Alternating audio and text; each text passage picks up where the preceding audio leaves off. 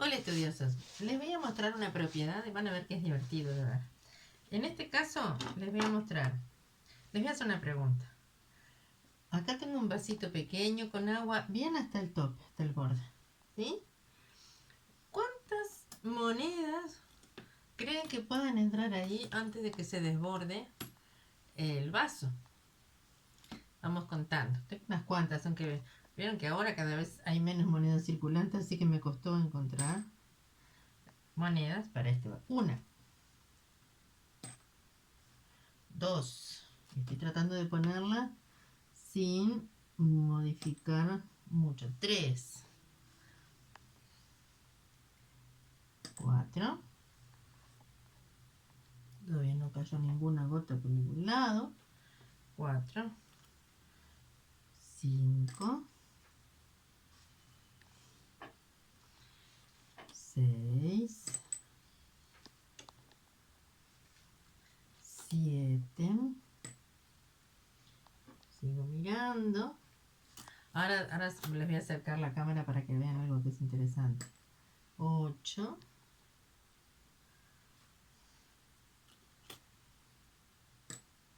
9. Yo creo que por ahí, dentro de poco ya va a ser.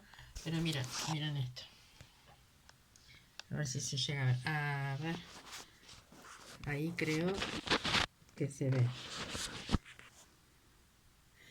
Espero que se vea que el borde del agua está redondeado por arriba del borde del vaso. ¿Sí? ¿Se llega a ver? Pienso que sí. A ver. Le voy a poner una monedita más a ver si cae, en definitiva. Todavía no. ¿Ven cómo se mueve esa parte de arriba de la superficie sin que caiga? Ahí. Mejor con esta mano. A ver. Todavía no cayó. Ya van, no me acuerdo cuántas monedas van, pero van como 12 o 13, ¿verdad? Van varias. Ahí es la primera vez que cae un poquito de agua en forma externa. ¿Sí? Entonces, esa formita que nos da por arriba, ¿verdad? Del recipiente, que es capaz de sostener el agua, aunque ya el volumen es mayor que en el recipiente. ¿Se dan cuenta? Se llama tensión superficial. ¿Sí? Son las otras dos propiedades de los líquidos que todavía no habíamos tratado. Una es la tensión superficial. Ven que dijimos que las partículas del agua no llegan hasta acá, sino que son capaces de, si esto lo llenamos todo de partículas de agua, acá habían otros objetos, como que empujan las partículas, si ponemos las monedas, lo que sea, las partículas que estaban acá, esto inicialmente estaba así, ¿sí? Bien al borde. Bueno, le pusimos más cosas, entonces es como que el volumen ocupado por esas cosas corrió las partículas de agua, pero si el vaso llega hasta acá, igual las partículas alcanzan una altura mayor. ¿Y eso cómo es posible? Bueno, la tensión superficial es la fuerza justamente que une las partículas de la superficie entre sí. Es una fuerza entre las partículas de la superficie, es lo que, como si se formara una red por arriba. Entonces, imaginen que todas las partículas, cada una de las partículas está rodeada de muchas otras.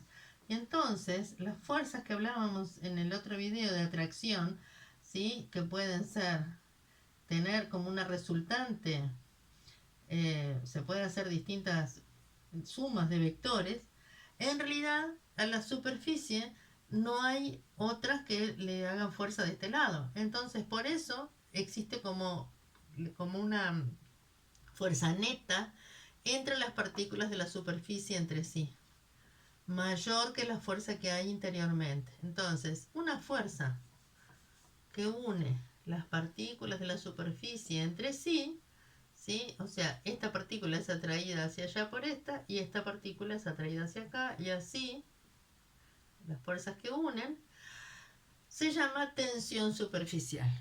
Es lo responsable de la forma redondeada de las gotas, porque justamente en una gota, en esa forma esférica o casi esférica, Nosotros a veces vemos dibujar las gotitas de lluvia como con, de hecho le decimos forma de gota cuando es más redondeada en una parte y más delgada en otra. Sin embargo, una gota en el vacío es perfectamente esférica porque lo que hace es distribuir esas cargas, distribuir esas fuerzas, y la mejor forma de distribuirlas en forma equitativa es la mejor forma geométrica, el mejor volumen, sí, es una esfera.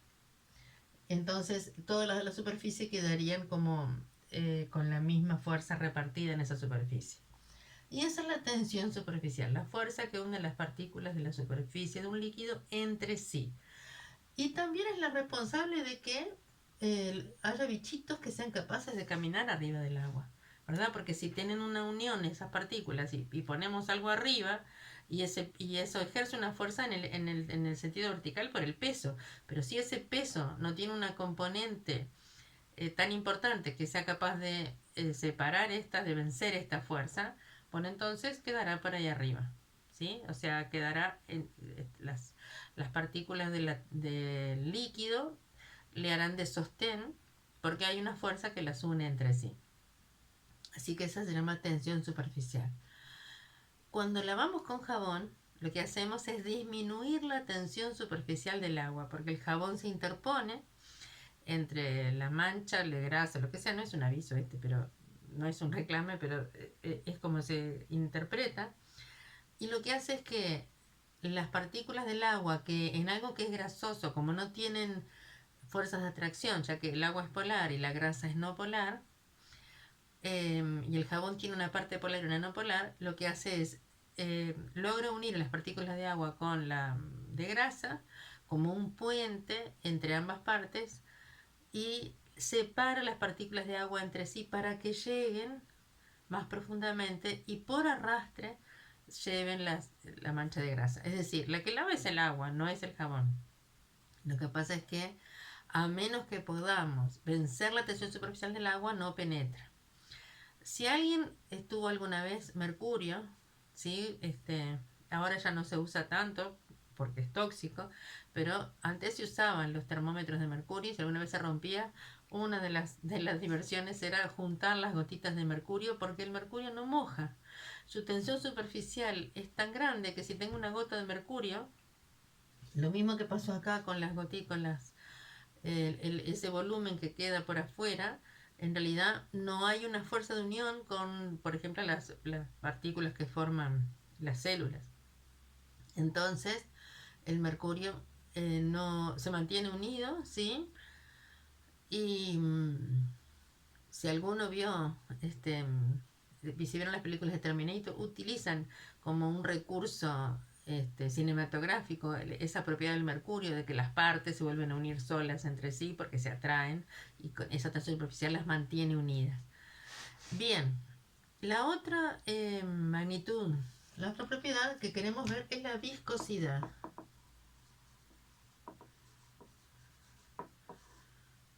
También es conocida la frase viscosos pero sabrosos. ¿Qué quiere decir? ¿Qué es algo viscoso? ¿Es algo que fluye muy fácilmente o es algo que opone resistencia a fluir? Por ejemplo, ¿qué líquido es más viscoso? ¿La miel o el agua? La miel, ¿verdad? Cualquier líquido que al verterlo sea muy lenta su velocidad de caída, por ejemplo, o se esparce muy lentamente tirado en una superficie plana, es muy viscoso. Entonces, ¿qué quiere decir eso? Hay fuerzas en el interior. ¿Vieron? ¿Se acuerdan que hablábamos de? Acá lo tenemos, como que tenemos varias capas de líquido. Entonces se empieza a ver fuerzas de fricción también entre las partículas de líquido que forman las capas. Bueno, esas fuerzas de fricción muy grandes hacen que el líquido sea muy viscoso. Si no son tan grandes, hacen que sea menos viscoso. Así que, por definición, la viscosidad es la oposición o la resistencia que ofrece un líquido a fluir. No lo vamos a tratar acá, pero hay varias maneras de fluir. Hay lo que se llama el flujo laminar, que imagínense que tienen un montón de hojas de papel y tiran la primera y las otras van cayendo así por arrastre. Bueno, eso es como el flujo laminar, significa que las partículas, el fluido avanza por capitas, ¿sí? Y hay otros que es cuando, por ejemplo, un río o que en realidad no es tan en capas, ¿sí? Que el flujo no se ve tan como tranquilo, que se llama flujo turbulento. En ese caso, el comportamiento es diferente. ¿Por qué digo esto? Porque a veces justamente que un líquido se comporte de una forma o de otra no va a depender solamente de qué está hecho, de cuál es el material, cuáles son las moléculas que lo forman, sino de condiciones externas. En este caso nosotros solo nos referimos a las propiedades de líquidos en reposo, ¿sí? O sea que sí nos interesan las partículas y sus propiedades.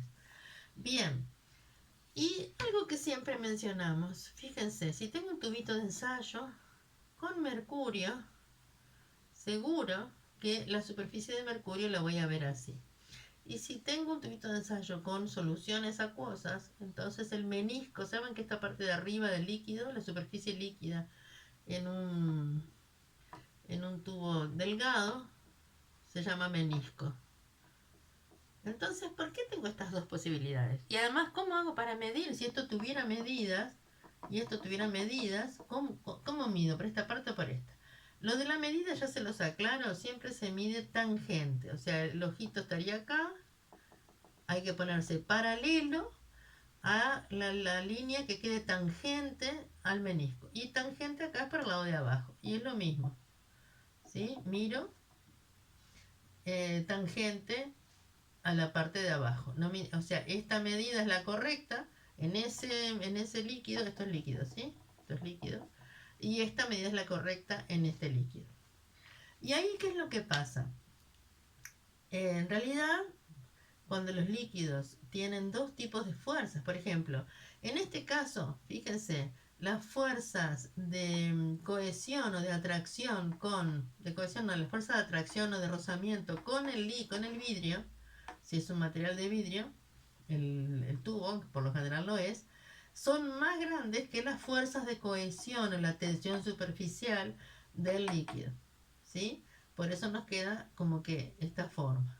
En el caso del convexo, la tensión superficial y las fuerzas de cohesión en total, porque superficial se refiere solamente a la parte externa del líquido, pero en realidad la fuerza de cohesión se refiere a todas la de las partículas también internas que estén unidas entre sí por ciertas fuerzas de atracción. Bueno, esas fuerzas de cohesión son mayores que las fuerzas de atracción entre el líquido que está dentro contenido y las moléculas, perdón, y las partículas que forman el recipiente. Entonces, esto como que meniscos convexos como este tienen más alta meniscos convexos y cóncavos. Más alta es la fuerza de cohesión y en este caso tienen más baja la fuerza de cohesión respecto a las fuerzas de atracción con el recipiente, con el material del recipiente que los contiene. Convexos y cóncavos. Y recordemos que las medidas que tomemos de volumen siempre van a ser referidas a la tangente. Bueno, creo que esto con un video que ya tenemos de ejercicios de práctica sobre líquidos completan el tema. Más adelante, si necesitan otro, me avisan. Suscríbanse.